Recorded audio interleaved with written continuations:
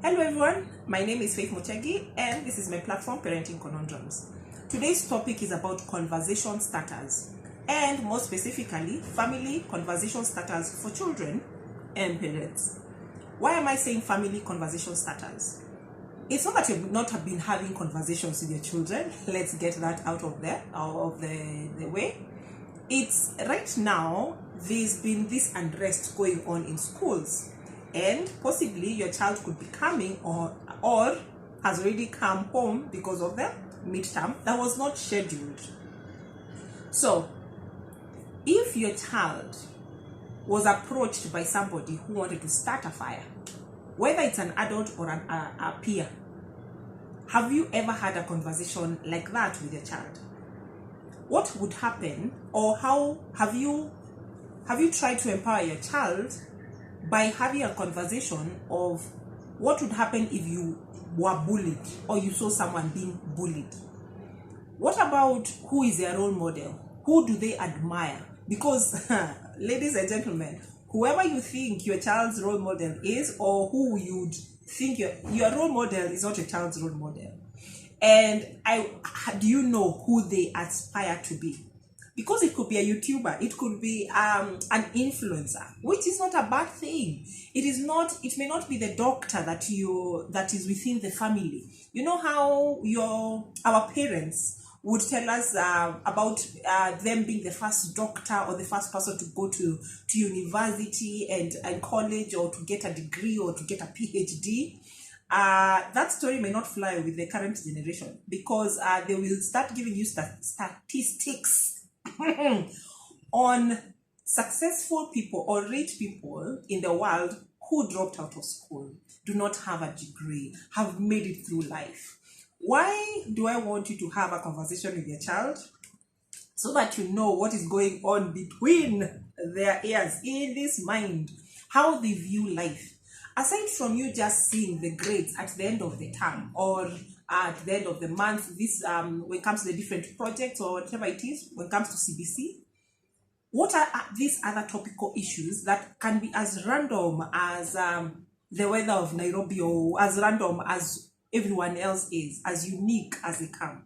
So it's not just how was your day, because it can be repetitive and your child will be like, okay, so I'm expecting when I see mom, she will ask me, how was your day? Okay, even dad, let me not leave the fathers out of the picture. You are there, even though society bashes the men. So when it comes to conversation starters, I want you to be intentional about it, and I'm here to be like a resource. So the internet should be your friend. Let's put it that way. Right now, just if you are able to access your internet, which I'm hoping that's how you're able to view this, type in family conversation starters or conversation starters for kids. These are just topical issues or a variety of questions that help you start a conversation with your child. As I was growing up, mom had us have family meetings, and in the last meeting I was in charge of writing down the minutes. Kulikuwa na secretary, mimi ndio nilikuwa secretary.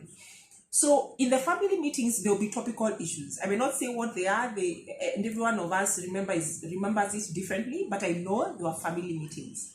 And in summary, what I remember about this is we could share something that if you are not asked about it, we would have kept within us. And we are five children, different ages, different genders, and there's a single mother. Anangangana na sisi watano. She's trying her best with the five of us. So I love that aspect, and I would like you to explore, find out what your child thinks. And in my previous video, which I'm hoping you have watched, I emphasize the fact that your child will not tell you everything. And as they grow up, you are not their major source of influence. Like, they will not come running to you every time. There's the aspect of the phone, there's the aspect of the internet, there's the aspect of their peers. They will go elsewhere for information, and they will share who they are or what they love with other people. So for you as a parent, as a guardian, most likely you're coming in, you're tired. from a day's worth of working or whatever the hustle could be. And then you're getting home and you just want to run that home. Like, is everything in place for now and even for tomorrow because of schoolwork, because of whatever else it is. So you're not having the time. They are having the homework. Yes, it could be a lot. So you're trying to finish up homework, and then have they brushed their teeth? Have they eaten? They go to sleep, and then you tackle the next day. So at what point are you relating with your child? Aside from the point where maybe it could be you're called to school because of, hopefully not because of the fires, not because of bullying or the rest. But ladies and gentlemen, have you ever had a conversation about if a boy approached you and said that they love you, or one way of proving your love is having sex with them? What are these case scenarios that you can get to know how they are processing it and adding information that could help them when the situation arises, if it hasn't already? Our time we were told, I see you standing next to a boy. We were not given any other explanations. And then when the pregnancy comes, it's like we don't all know what biology is. The aspect of getting a child. So, bullying, internet safety, when it comes to peer pressure, when it comes to the self-esteem, when it comes to career choices, when it comes to role models, when it comes to the being friends, what is the true definition of a friend?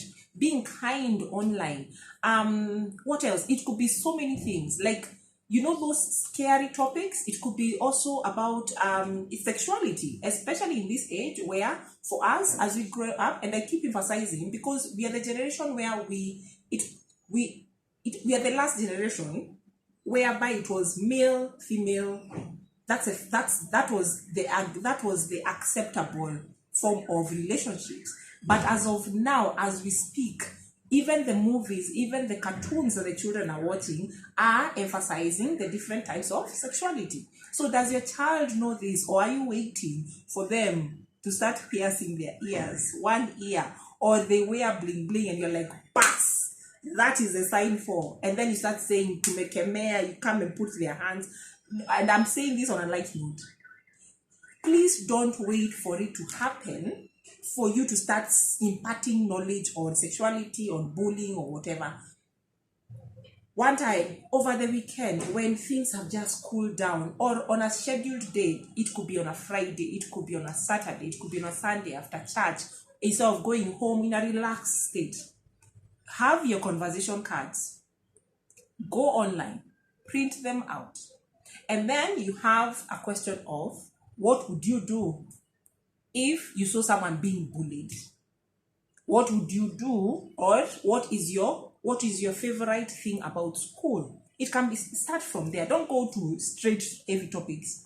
When it comes to the children, to the girls, what do you understand about periods? And yes, please let it start even when the child is 8 years. If it's a girl and she's already 8 and you haven't talked about periods, please start. If it's a boy, he's hitting 10 years, can you start talking about, and this is a topic for single mothers with children, with boys, but you need to find a way of talking about sexuality to your boys. Like, how do they handle that? Whether it's getting a male perspective on it from a trusted person. But I am realizing that, yes, you're feeding the children, they have the clothes, they have the toys, but the heavy topics of, yes, pombe, alcohol. You yourself are taking alcohol, but would you be okay if your child showed up with the very same alcohol in your house? They love going for parties. So have a conversation. And in this case, let it be non-judgmental. Let the child not say something and then you create consequences on the spot. You need to have, if they are not open with you, they will find somebody else. Wataenda kuongea na mtu mwingine. So do you want your child to be so scared of opening up to you on heavy topics? Because there's a lady online, but she's in Uganda. As she demonstrated, she has boys. I believe they're twin boys and I think they are daughters. But she had put up and she explained how a condom is used. In another post, she put up how she went with the boys and they opened up an account themselves. Like they're taken through. So what I'm saying is you need to start conversations. What are these heavy topics that you yourself went through? It could be about sexual abuse. How do you respect your body as a woman and also as a man? Because sodomy is there. Let us not protect the girls so much and we're forgetting about our boys. There are people who are after our boys. So even though the men are supposed to be, the pillars and the rest, they are also vulnerable. Is it okay for a boy to cry? Yes, it is okay for a boy to cry. So these are conversations that I'm hoping you can sit down, like after this, a few minutes or when you get time, write down what are these scary topics.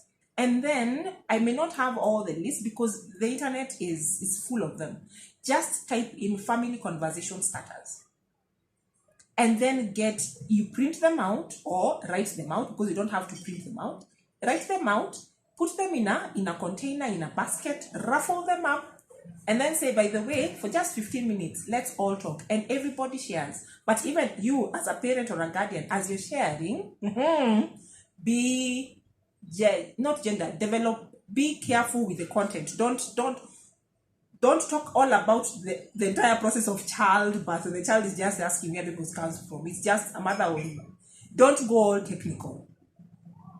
But I need you to have a conversation. That's basically what I'm saying. A conversation that is not about why do you have an E in math. It's about life. By the way, when it comes to money, how much money is enough money for your dream? Can they start saving up now? Compound interest. Let them know that, by the way, money doesn't just come from the skies or from that brick, the ATM on the wall. I think that's where, if you have a conversation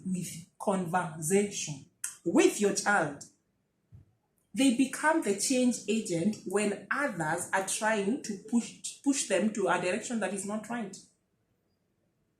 But you need to talk to them first and in a non-judgmental way, because, ladies and gentlemen, you are also a child and you are not as righteous and as brilliant and as excellent as you are. You had questions. So who helped you answer those questions? And your child is growing and has questions. So why not be the source of information and then become the foundation, and then whatever else comes, they will see where to put it. So, ansia kuongea, fungua roho, open your heart, and also let the children open their heart by having family conversations. Schedule a family meeting, have your conversation starters, create a diary or a notebook. You write you have a question, you give it to them, they answer on it, and then they put it under your pillow. You answer back. If you find it too uncomfortable talking about sexuality or other tough areas, you put it under you give a response, put it under their pillow. Everybody goes up for their work, school. You come back, it becomes a continuous conversation without having the uncomfortable one-on-one. So, family conversation starters is what I would like you to look into and hopefully explore, and give me feedback on which is this scary area that I could send a resource to you or give you a heads up on where you can get such information. Okay? So I'll see you on the next video, and thank you for subscribing. Thank you for sharing. Thank you so much for the likes and also for the comments, one-on-one or even online. So see you soon and all the best. Bye-bye.